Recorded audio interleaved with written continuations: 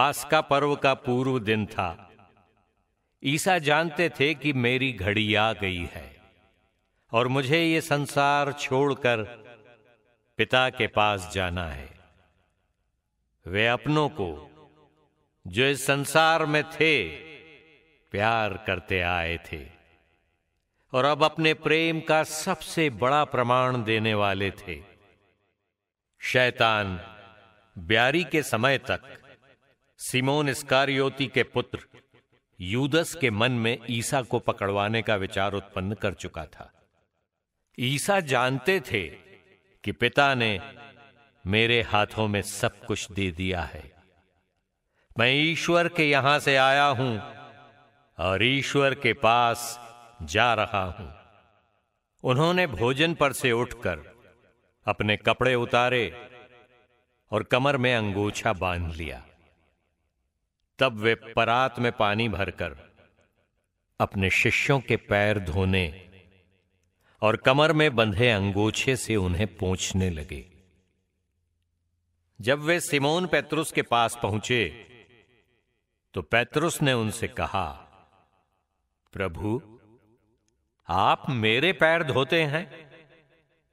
ईसा ने उत्तर दिया, तुम अभी नहीं समझते कि मैं क्या कर रहा हूं, बाद में समझोगे। पेत्रुस ने कहा, मैं आपको अपने पैर कभी नहीं धोने दूंगा।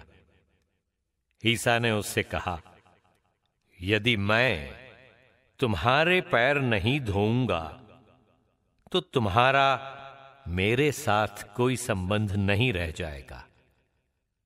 इस पर सिमोन पेत्रुस ने उनसे कहा, प्रभु, तो मेरे पैर ही नहीं, मेरे हाथ और सिर भी धोइए। ईसा ने उत्तर दिया, जो स्नान कर चुका है उसे पैर के सिवा और कुछ धोने की जरूरत नहीं, वो पूर्ण रूप से शुद्ध है। तुम लोग शुद्ध हो, किंतु सब के सब नहीं। वे जानते थे कि कौन मेरे साथ विश्वासघात करेगा, इसलिए उन्होंने कहा, तुम सब के सब शुद्ध नहीं हो। उनके पैर धोने के बाद वे अपने कपड़े पहनकर फिर बैठ गए और उनसे बोले, क्या तुम लोग समझते हो कि मैंने तुम्हारे साथ क्या किया है?